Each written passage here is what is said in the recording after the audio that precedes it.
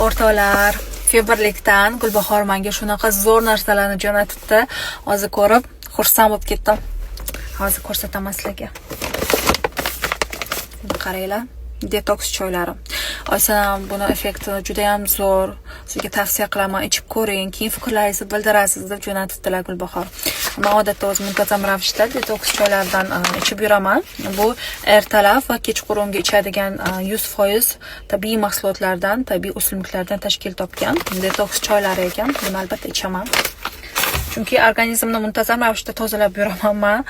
Har doim detoks choylar ichib yuraman.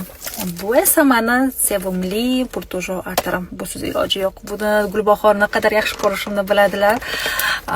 Shuning uchun bundan avvalgi safar ham ulardan oluvdim purtujorni. Bu safar ham ulardan xarid qildim. Juda ham zo'r. Buni necha yillardan buyon ishlataman, ishoninglar.